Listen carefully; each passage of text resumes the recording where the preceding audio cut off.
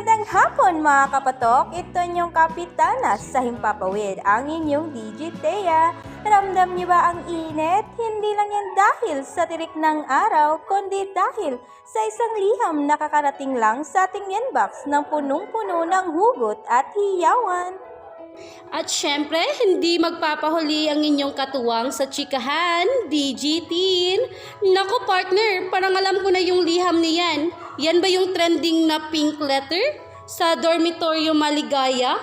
Mismo partner, isang kwento ito ng pag-ibig, selos at kuryente.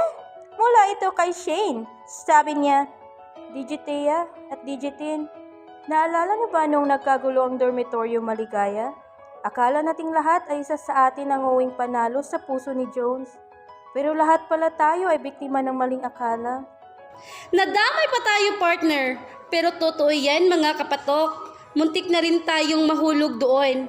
Tara, balikan natin ang eksena sa dormitoryo Maligaya at sa tapat ng panaderya ng barakong panaderong bumihag sa puso ng iilang mga kolehiyala.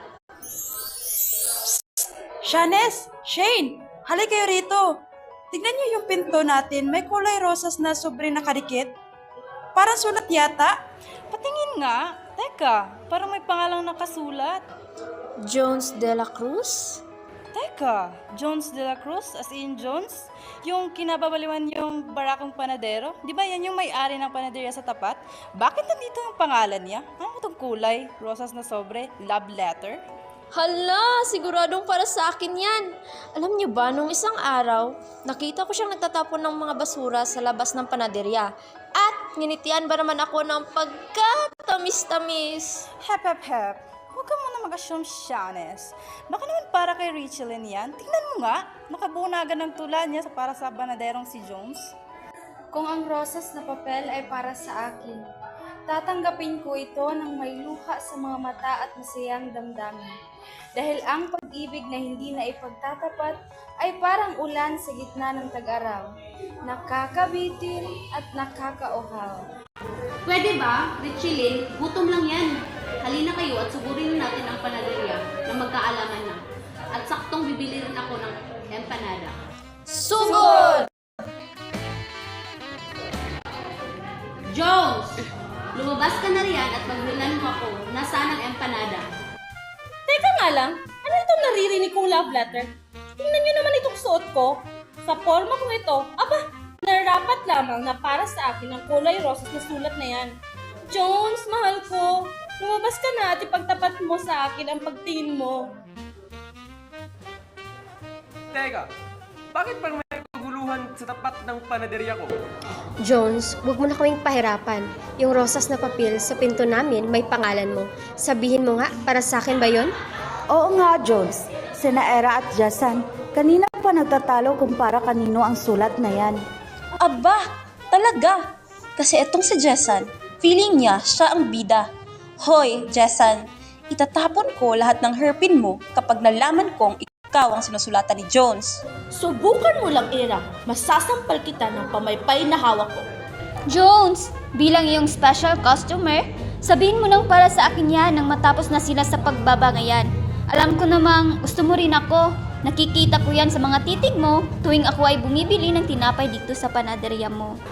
Mga binibini, hindi yan love letter. Sulat yan galing sa kooperatiba ng kuryente at naliligaw yata ng ahente sa dormitoryo nyo. Kulay rosas talaga ang papel nila kapag final notice na. Kapag hindi ko nabayaran yan, malamang mapuputulan ng kuryente itong panaderya. Ano? Salamat ka pala at nakita nyo. O siya, bibili kayo ng empanada, di ba? Nasa kusina pa kasi kaso sa likod at hindi ko naririnig ang mga boses nyo. Naku, wag na pala mag-empanada. Paasan tong panadero ito. Halina kayong lahat, bumalik na tayo sa dormitoryo. At final notice lang pala. Baka may isipan nyo pang mag-ambagan para mabayaran yan.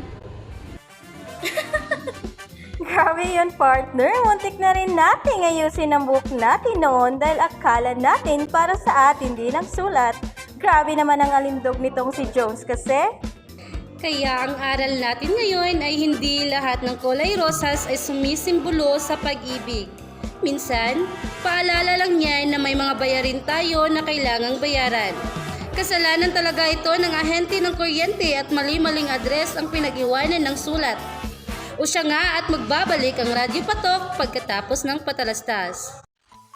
Naku, itong mga mancha sa uniform ni Junior, parang forever na yatang mananatili. Stress na ako. Mare, huwag mag-stress. Gamit ka na ng puti glow detergent. Sa isang punsot, mancha ay lusot. Kahit ang dumi ng nakaraan, kayang burahin. Talaga? Puti glow? Oo, Mare. Mabango na, mura pa, puti glow. Para sa kinabukasan kasi puti ng iyong labada, ngayon ay may libre pang ipit sa bawat sachet. Puti glow. Puti na, glow pa. Puti glow! Puti na, glow pa! Apo, bakit ang bango ng kumot ko? Parang amoy hardin ng mga rosas. Lola, gamit ko po ang Fresh Fabric Softener. Kahit isang linggo na ang labada, amoy bagong laba pa rin. Salamat, Apo. Sa bango nito, parang bumabalik ako sa kabataan ko. Fresh Fabric Softener. Amoy na pang matagalan, lambot na panghabang buhay. Fresh Fabric Softener, amoy na pang matagalan, lambot na panghabang buhay. Nagbabalik ang inyong mga kaibigan sa Himpapawid. Partner, alam mo minsan, ang sarap maniwala sa forever, no? Yung tipong akala mo nakahanap ka na ng taong sasama sa iyo sa lahat ng hamon sa buhay. Yung tipong akala mo dadamayan ka sa lahat ng saya, lungkot at pait. Yun bang tao na akala mong sasamahan kang bumuo ng mga pangarap? Totoo yan, DJ Thea. Minsan, ang pag-ibig ay parang panaginip na kung saan ayaw na nating magising. Pero paano kung sa gitna ng pinakamagandang panaginip, bigla kang buhusan ng malamig na tubig? Ang kwentong ito ay mula kay May at kung paano ang napakagandang panaginip ay tila naging bangungot ng kanyang buhay. Maupo ng maayos, kumuha ng panyo at damhin ang bawat salita. Ito ang kwento ni May, ang pangako sa ilalim ng bituin. May, tingnan mo ang mga bituin. Sabi nila, bawat bituin daw ay may kwento. Pero ang paborito kong kwento ay yung nagsimula tayo 6 na taon na ang nakakaraan. Tama ka, Rico. 6 na taon. Ang dami na pala nating pinagdaanan. Ngunit napakasaya ko dahil sa lahat ng iyon ay magkasama pa rin tayo. Minsan natatakot ako. Baka bukas pagising ko, panaginip lang pala lahat ng to. Yung pag-aalaga mo sa akin, yung pagtsatsaga mo, yung pagmamahal na binibingay mo. Ayoko mawala yun. Hindi ako mawawala, May. Ikaw ang buhay ko. Ikaw ang tahanan ko. Kahit anong mangyari, sa'yo lang ako uuwi. Pangako yan. Rico, tumutunog ang cellphone mo. Baka importante. Si Tito Bert lang yan. Siguro tinatanong kung nakauwi na tayo. Hayaan mo na siya. Mas malaga itong sandaling kasama ka. Oh, tama na yung lambingan. Nalamig na itong inihaw. Pasensya na sa store mo, Rico. Nagugutom na ang tropa. Jellang, Maki, lapag niyang mga inumin dito. Game na, May. Napakaswerte mo rito kay Rico. Kanina pa yan pabalik-balik sa bayan para lang makuha yung paborito mong cake. Sinabi mo pa, halos di pa rin nga ang kalsada. Masigurado lang na espesyal ang gabi mo. Salamat, Rico. Wala na talaga akong mahihiling pa. Aba, Rico, mukhang pinaghahanap ka yata ngayong gabi. Kanina pa tumutunog ang cellphone mo. Wala yan, Sarah. Group chat lang siguro sa opisina. Teka, Rico, bakit Baby Girl ang pangalan ng nagme-message? Ang alam ko, Queen ang tawag mo kay May sa contacts mo. Baby girl? Rico, sino si baby girl? Wala yun, May. Si Lisa yun, yung pinsa kong mula sa probinsya. Alam mo naman yun, malambing. Pinsan? Bakit ang sabi sa message, nasaan ka na? Kanina pa umiyak ang anak mo.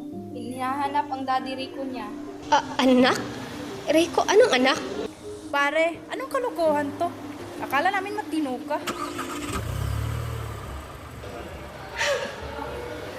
Rico, bakit hindi ka sumasagot?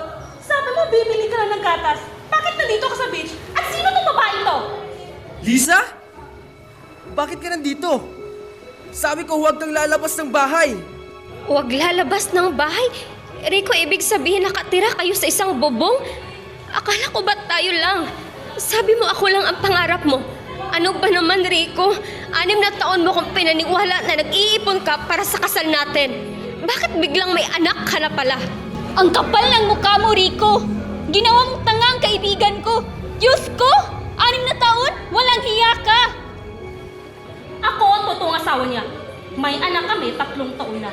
Pinangakuan niya ako na magtatrabaho siya sa Marali. Yun pala, iba ang tinatrabaho mo, Rico. Ang galing mo, Rico. Pinaniwala mo ako. Sa ilalim ng mga bituin nangako ka. Bakit mo nagawa sa akin to? Bakit ako pa? May! Magpapaliwanag ako! Ang iibigin ko, ikaw ba na pangarap ko? O siya bang kumakatok sa puso ko? Ano bang iiralin ko? Isip pa o ang puso ko? Nalilitong ito. Sinong pipiliin ko? Mahal ko o mahal ako? Umalis ka na rito, Rico. Isama mo yung pamilya mo. Hindi ka na makakatapak sa barangay na to. Salamat sa cake, Rico. Sana naging masarap ang lasa ng panluloko mo. Umuwi ka na at aasikasohin natin ang annulment. Nasapin mo na rin ang mga araw na makakasama mo ang mga anak mo.